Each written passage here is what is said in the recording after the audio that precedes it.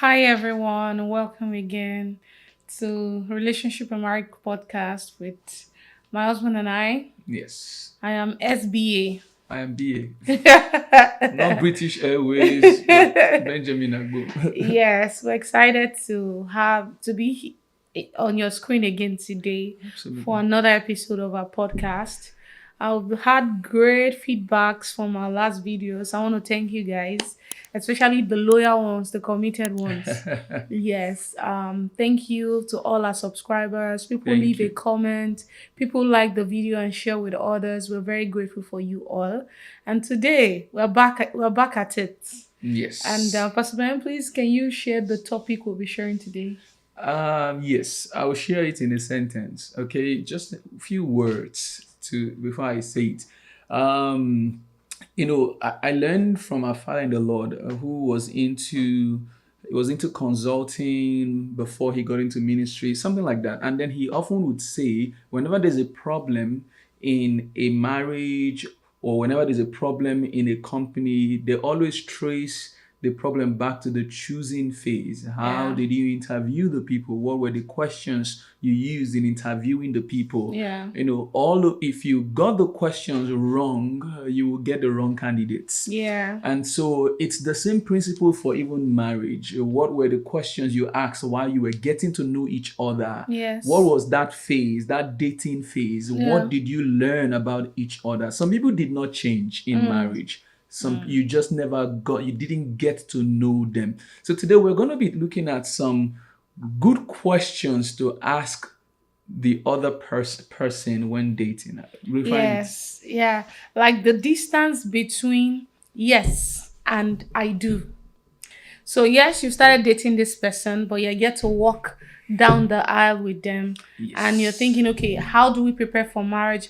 What are we supposed to be doing in this season? Like my husband said, most of the issues in marriage did not happen in marriage. They've always been there. Always been But a lot there. of times people overlook, they Yeah. neglect, or they are ignorant of what to either ask, what to either learn, or what to do in that phase Yeah. where you're already dating someone or you're in a courtship and before you walk down the aisle, because the sincere truth is that the things you overlook or the red flags you ignore or the questions you did not ask, those things are waiting for you in marriage.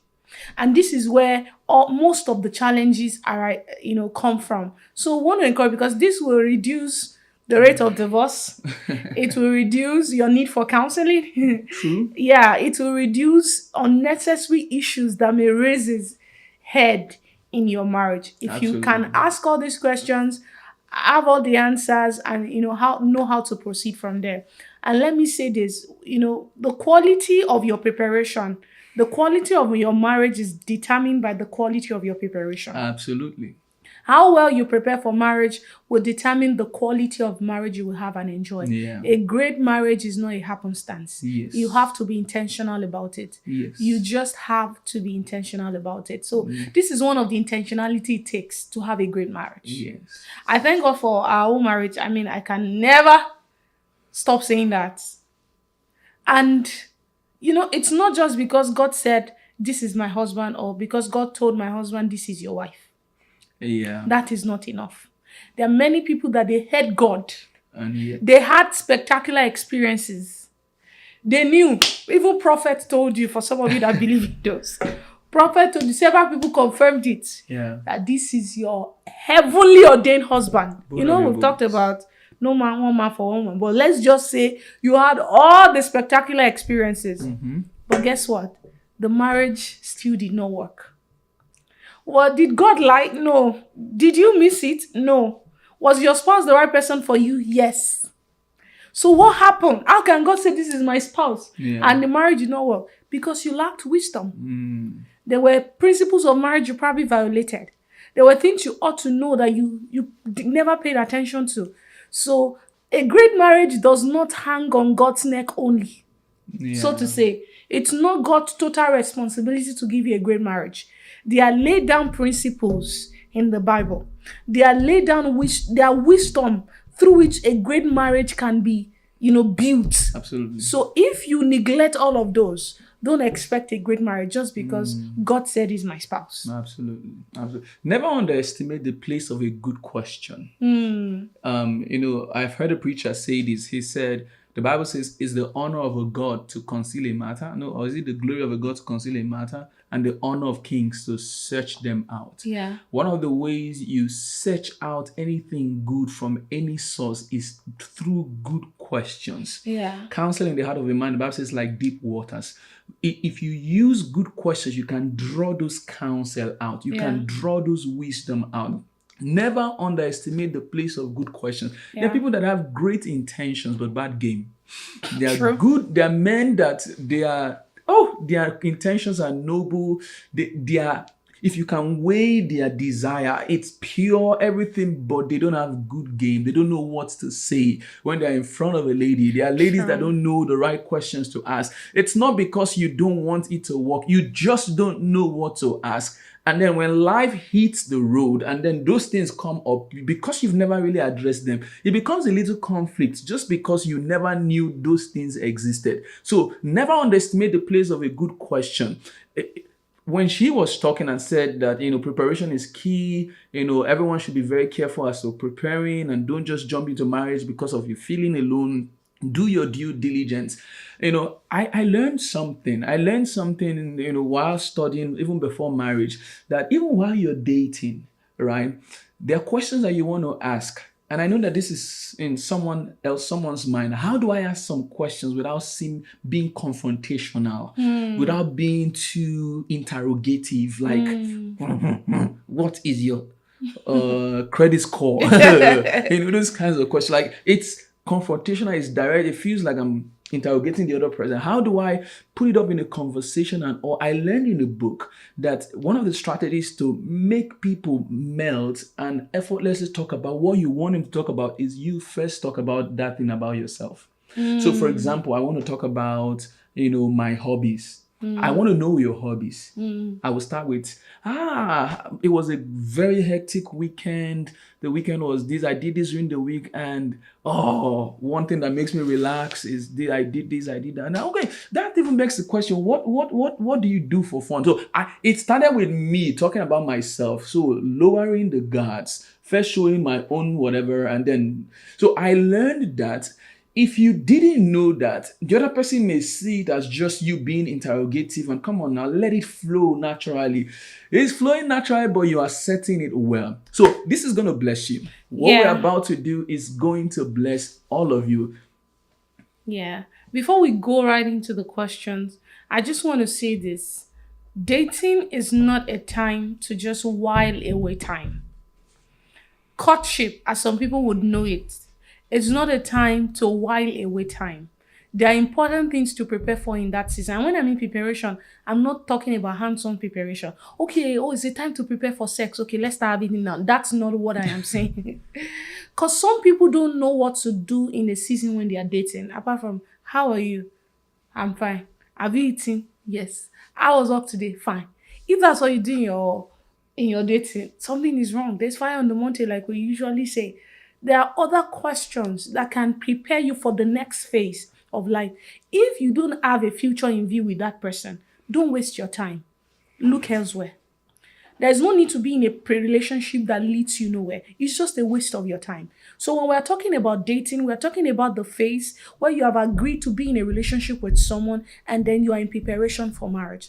How long that is, it depends on several other factors. Some people date for long. Some people don't believe in long dating. Some people date for months. Some people date for years. But what you do in that phase, the right questions to know, the right preparations to put in place, that is what we are talking about. So if your own definition of waiting is, we're just at the talking stage.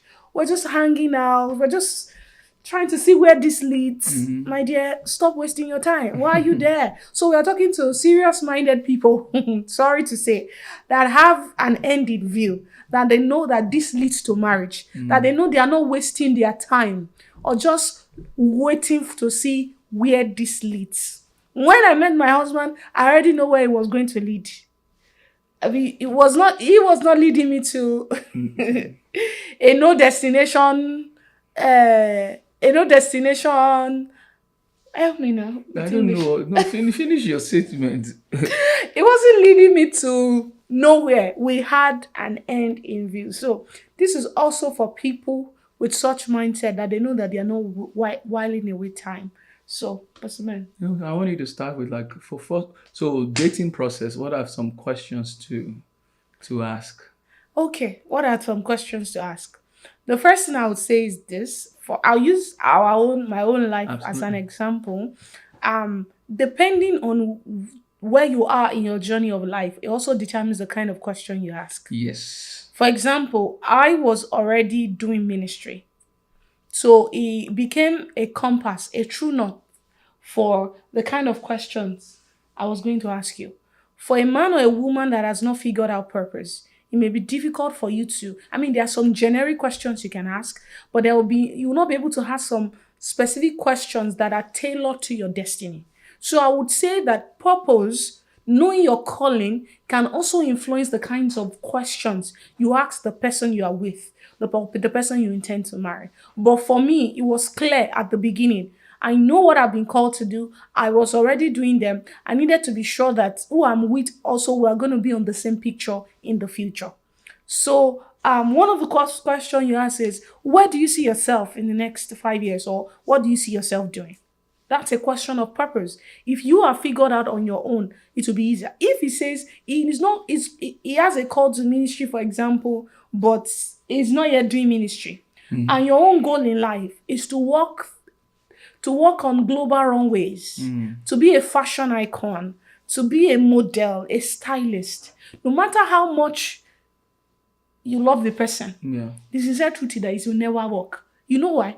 You can't be on the stage ministering to people, telling people about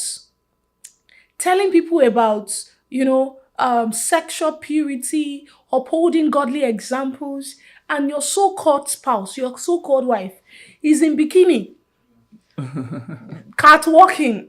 I mean, to them, they are fulfilling. I mean, I don't want to call it purpose because it's not purpose, but there's going to be a conflict of interest because you're not going to represent each other's assignment. You will be fulfilled as a model, but your spouse will never be fulfilled talking about some subject because you don't model it or represent it well. So that's why I said knowing your purpose sometimes can help you influence or give you an idea of what question to ask. Where do you see yourself? What do you see yourself doing in life?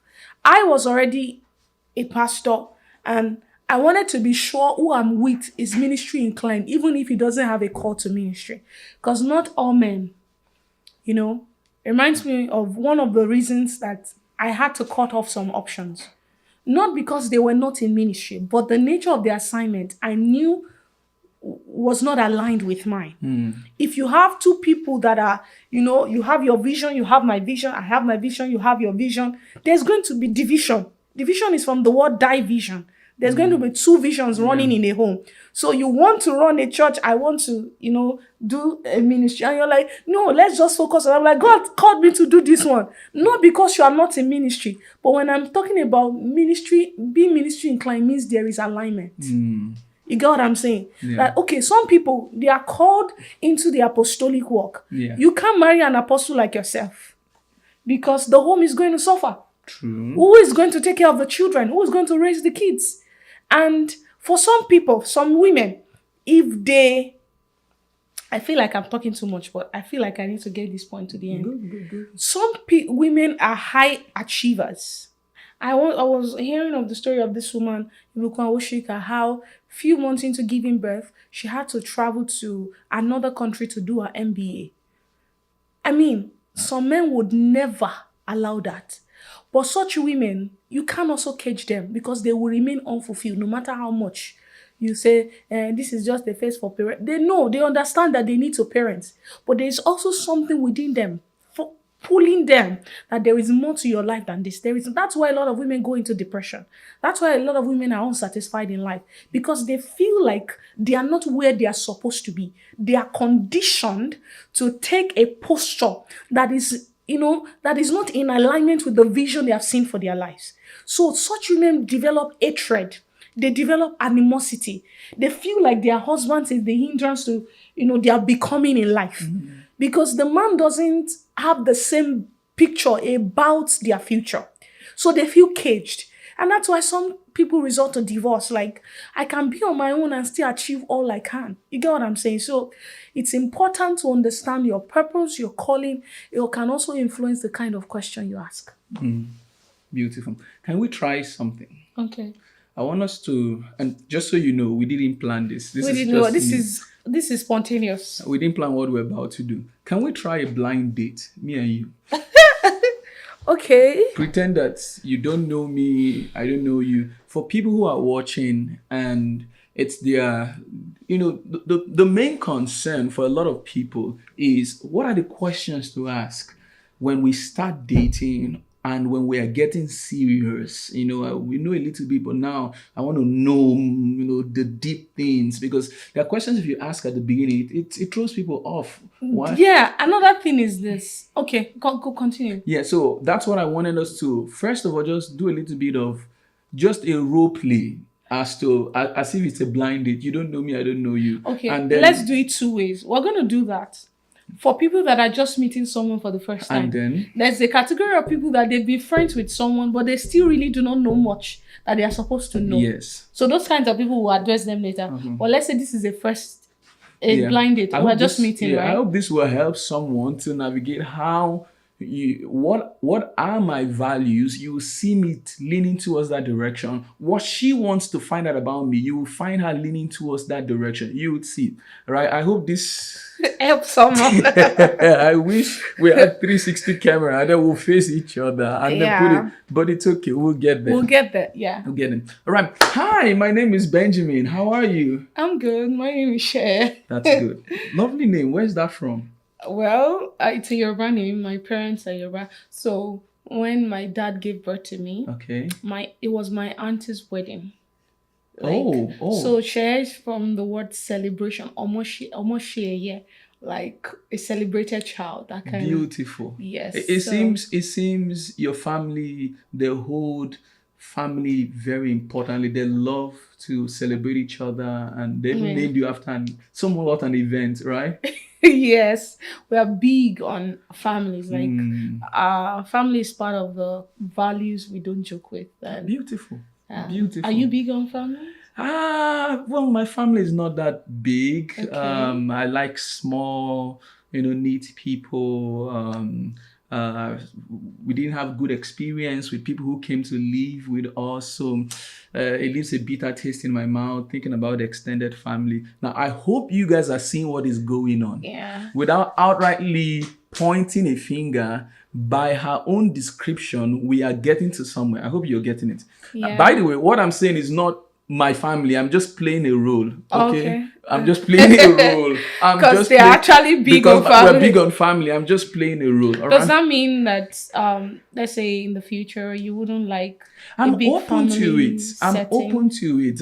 I know that it doesn't always work the way it was for me. I'm sure that great people are out there. So I'm really, really open to it and interesting. Wow, that's good. Your name, you say Shaya, right? Yeah, sure. Okay. Now me saying sorry, it looks used over me. Okay, let me leave that. We'll explain We'll later. explain later. So what do you do for a living? Oh, I am an engineer. Okay. I graduated a few years ago. I've been Okay. working at a company as their product design specialist. Okay. I'm part of the team that designed XYZ. Okay. Yeah, and I like what I do. I like what I do. Amazing. What about you? I am a pastor. I'm also a physical therapist. Okay. Do you know what a pastor is? I- Who a pastor is? I do. You sure? You comfortable with that? Yeah. I want to know more. Being a pastor, being a Okay. physical therapist. So I studied physical therapy in school, and when I graduated, I started practicing, having my own practice as well. And then, but I also have a call to ministry where I minister to people, both young and old, male and female. I go around campuses, hosting conferences and events and all of that. Yeah.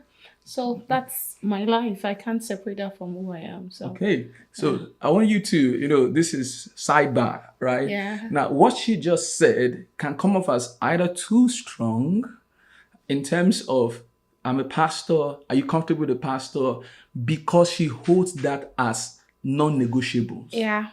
Now, if it is a non-negotiable, then you have to bring it up so that you don't waste your time, not 3 weeks investing into talking and then you bring it up and then the person's like, no, no, no, no, no, no. But then again, the way you present it will show your stance on it. Like she asked me, do you know the rules? Do you know who a pastor is? So another way she would ask that question is like, do you go to church? Okay. You know, like, so you see how we just bring religion into this conversation. Now, me knowing that she's a pastor already makes that religion question. But can you just introduce her as a physical therapist alone without a pastor? Because there are many people here that are not pastors. Sure. So let's address. I mean, I was putting myself in the shoes of, this was who I was when I was single. Sure. And this was what I was looking out for in a man. Yeah. Because if I hide my pastoral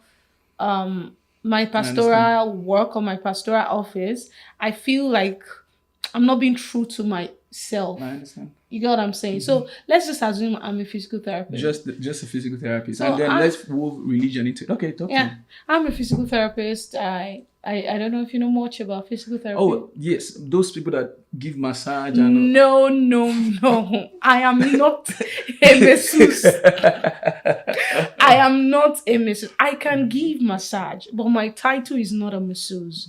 I do it masseuses are professional, but mine is targeted at, specific tissues in the body, specific muscles and all of that. So, but I am a physical therapist, not a masseuse. Okay. Yeah. Okay. Apologies. It's fine. It's okay. Apologies for that. All right. Anyone into the field of medicine or rehabilitation, I always have a very, very deep appreciation for them. Because have you ever been treated by one before?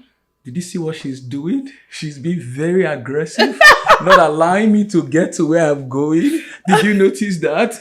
All right, I'll change. Was that like this? Wait. Sorry, guys.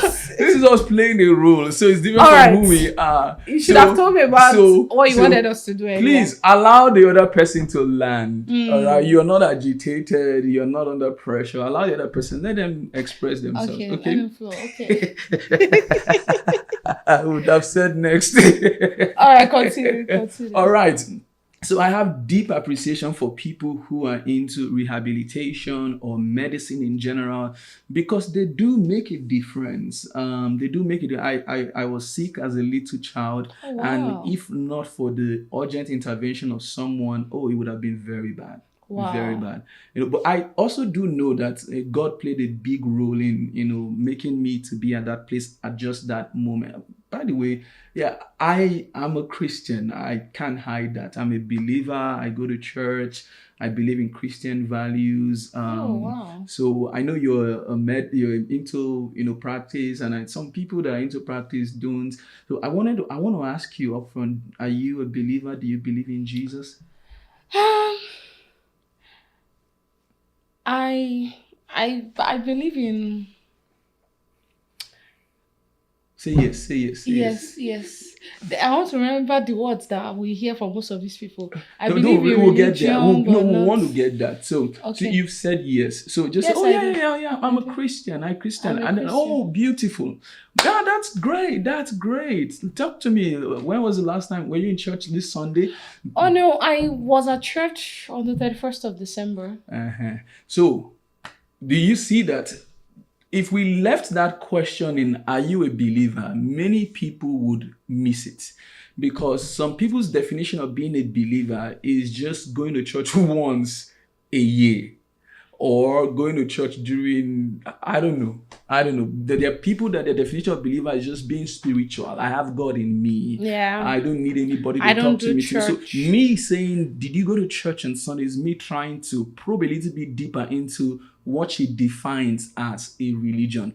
Now, most of those people, oh no, I don't have to. I believe I don't have to go to church to know God. No, some people will say things like that. Now, when you see all of those things, now you know that there's a point where if you can't get past that point, it will be an issue in the future. Yeah. If you can't get past that point, it's not your role to convince them during dating season that, okay, you have to do this. If not, they will forever hate you. You changed them. Yeah. That they were one person and you changed them. So Yeah. if they can't see a reason why they need to change, or maybe you can cordially present, okay, this is what the Bible says, this is what the Bible says. And then, because it has come into, the reason why you see us going into this faith at the basics is because we don't believe in unequally being yoked as Christians. Yeah. So it needs to be settled at the foundation. But I want us to go into other questions. Okay. What we've addressed is a little bit about family background, a little bit about faith, a little bit about jobs, we've not talked about prospect in the future, but now I want us to talk a little bit about things like this. All right, it's great to meet you. We're having a great conversation. I haven't dated in the past 5 years. My last relationship didn't end well. We moved apart to different cities and then we grew apart. Okay. And I'm looking for something a little more stable. Maybe I should have handled that more wisely, but I didn't. Have you been in a relationship recently? Why did you? Oh yeah, my last relationship ended 6 months ago. Oh. Yes, ended 6 months ago. Is it okay you tell me what happened between the both of you? Well, I'm not sure I owe you that explanation because we're just getting to know each other. I don't know. I'm not sure I'm supposed to give you all the details, but it just didn't work out. If it worked, I won't be here. Okay. It's okay. I understand that it takes some things are personal and all, but I just wanted to find out is, do you feel you're ready to get back into the dating market? Oh, that's a good question. I believe I'm still healing, and but nothing stops me from loving. Yeah, so I believe I'm still in the process of being healed, and yeah, it was. I mean, it was something that I had expectations from, but it just happened the way it happened, and I have to move on. I can't allow someone else be the hindrance to my future. So absolutely. Now you see what is going on. I hope you can see this picture, and I hope you're learning a lot from this. From her response, I am already knowing that it ended in a way that she didn't like. She wants to get over the person quickly. Mm-hmm. She hasn't healed. Mm-hmm. She's looking for a rebound. Yeah. The best now that she can be is just a friend. Yes. That's the best. And even if you are being a friend, don't be a crying shoulder. Don't be. Because you may end up with Stockholm syndrome, where you fall in love with your savior. Yeah. So, or the person falls in love with you as their savior. So, and that usually doesn't end well. So, So I hope you're seeing that. Now, when that is happening, I can't ask some other questions anymore because I feel that if I don't know the things I know, I may continue. I'm like, oh yeah, it's their loss. Let's continue. But now I know what I know. But okay, let's assume that everything is going well. Please, are you seeing what we're doing? And I know this is just us trying to do a little bit of spontaneous, some questions to ask. Please make sure you ask questions about the person's faith, the person's family. It may not be deep questions into the person's family because you're just getting to know them, but sometimes it's good to know their general view. Yeah. Ask about the person's, a little bit about their past, because if someone just broke up last week, please don't entertain them because they're still just trying to get over their ex. And they may go back to their ex. They may go back. So it's good to just ask a little bit, but how you present it should not be as an interrogation, right? You perhaps use yourself first and then you pull others. Now, yeah, if you just broke up 2 weeks ago too, it's not a place where you should be. You shouldn't be there. So if I'm meeting someone for the first time and they're still trying to get over their ex, I shouldn't be thinking of a relationship with them because they're just going to use you to, and that most of those relationships don't end well. Do you know why? They will try to project their past on this person, current person they are on, they are with. if someone has not healed and you're trying to get into a relationship with them, oh, it never ends well. Yeah. Because the expectations they will have, in fact, they will project the person's mistake Yeah. on you. The person will always think, oh, you will leave them the way their ex left them. Yeah. So every little thing you do, they will begin to judge it. Oh, why didn't you call me yesterday? Why didn't you reply my message? Why? And you'll be wondering, why is Yeah, she? where is this coming Where is from? this where is this coming from? It's coming from a breakup they are yet to heal from. Yeah. That sudden unnecessary attachment that makes them overly, they have an Overly sensitive. yeah, they're overly sensitive, and they have an exaggerated expectation from who, because once they see that you have traces of who they left, they begin to get anxious. Oh, it's like my ex. It's just, Yeah. and the sincere truth is, like, if you have not healed, you will attract someone like your ex. If you are yet to heal from a breakup, you will attract the kind of person you are trying to heal from. Yeah. So we'll always encourage you to get healed so that you don't project your past experiences on your future possibilities. Yeah. So also question the people, for example, so highlight values that are very important to you, maybe family, maybe faith or career or work, purpose, communication, and then center your questions around these values to make sure that at least your values align. For example, communication. Ask the person, what do you get angry?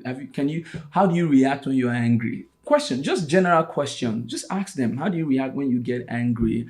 Have you ever worked in a team where people, I know it sounds like an interview question, but dating that early phase is actually an interview. Yeah. Now, let's go a bit deeper into when you've already said yes to someone. Both of you are actively dating.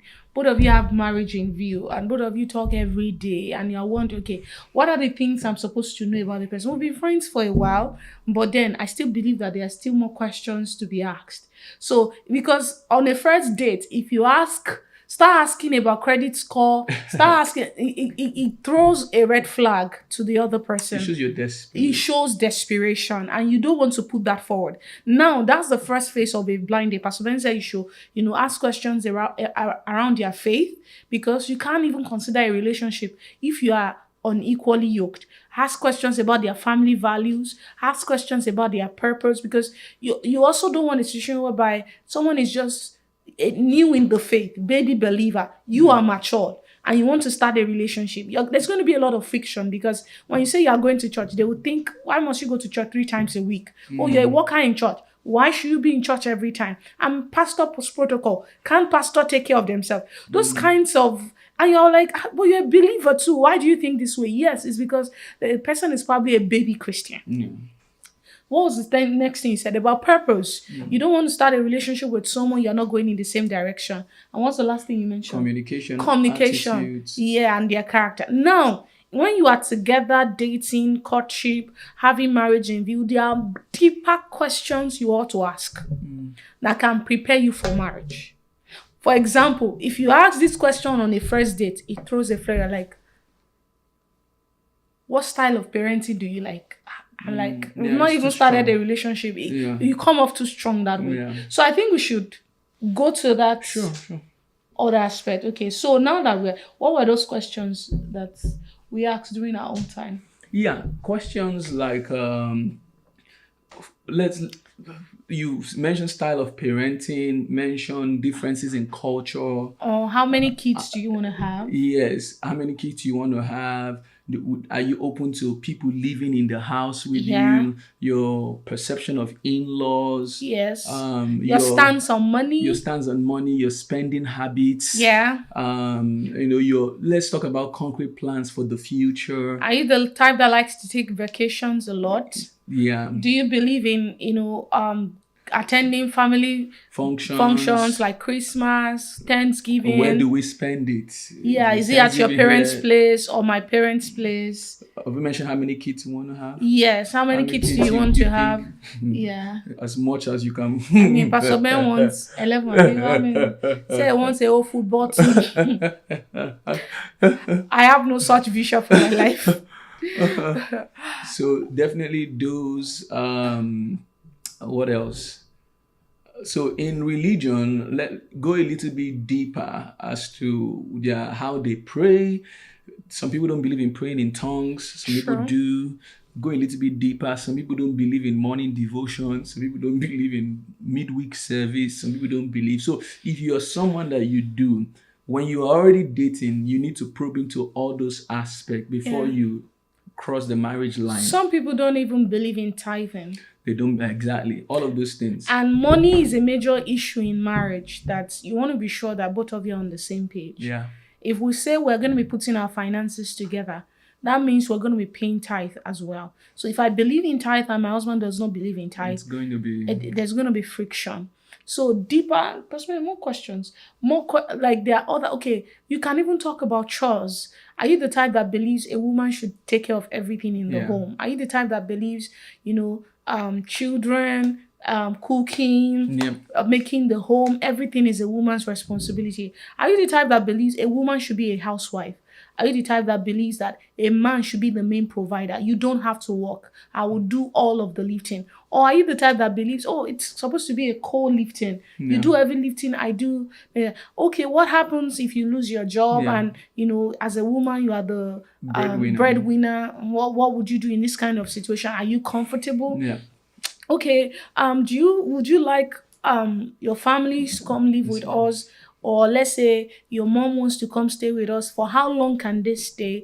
Are we open to allowing a relative stay with us for a very long time? I know a family that they don't allow families to stay with them, Whether mother or father either side. mother, father side, or whatever. The best they will do, they will book a hotel for you, an Airbnb, make sure you are well taken care of, and all of that. They allow their parents, by the way, but when it comes to extended family, they don't give room for such. When it comes to, oh, I have a younger brother, or I have a son, let him come and live with you till he writes The exam. exams. No, no, no, no. They don't believe in that. So these are conversations you want to have at the dating phase so it doesn't become a problem in the future, because some of the challenges people experience in marriage now have always been there. For example, if a man does not believe in doing chore, Yeah. you as the woman, you are you going, and then it's going to be overwhelming by the time you get married. Yeah. And if the man believes in, oh, we have to have sex every day, and he doesn't, believe in doing chores with you, it's really going to be a major problem in your marriage, because you feel like you are doing it all and you're still giving it all. Okay, so what's your love language? How do you interpret love? These are questions. Some people prefer gifts, because if your spouse does not know your gift language and they are speaking the wrong language, you will never feel loved. Yeah. These are deeper conversations you ought to have in your um in your dating phase. How do you like to parent? What's your style of parenting? Do you believe in spanking kids, or you believe in gentle parenting? Very important. Yeah. Very important. Yes. So these are some of the questions that you can ask, and there are things that we can tailor. So leave some, I don't know, questions on the comment section. Let's Address them. Let's go back and forth on some things. Any question you may have about, is this too much? Is this a good time? Is this please leave it in the comment section. We're going to be deliberate to just respond to the comments on this video, because I know that some things may be unique to just some relationships. Very true. So please reach out to us. Some people, maybe you're talking to a pastor, or you're talking to someone else, whatever the case may be. Let's handle your uniqueness. But yeah, these are generic questions that people should be aware of and Yeah. should ask when they are about to cross the dating line into marriage, something like that. Yeah, I hope you have been blessed by this. Yes. Please do well to subscribe to our YouTube channel. We look forward to seeing you again very, very soon. And like Pastor Ben said, drop your feedbacks, drop your questions. If there are things that we didn't address in this video, maybe you went on a date with someone and you asked a question and it came off too strong. Oh, is this too strong? Are these things that I can ask on a first date? I've been with this person for 2 years. We're planning marriage. Now we're having this conversation and we are not making a headway. What do you think I can do in this kind of a situation? Or you're already married and these were things you neglected while you were dating. Yeah. Okay, what can I do in this situation? Now that I'm with this person, I'm married to this person, and I want my marriage to work. We are open to receiving all of these questions. And by God's grace, as much as we receive before that day, we're going to answer your questions in the next video. We look forward to seeing you again. We still remain the BAs. Please do well to like, share, comment, and subscribe as well. And turn on your notification so that you are the first to know when we release a video. God Thank bless you. you. God bless you. Bye. Bye.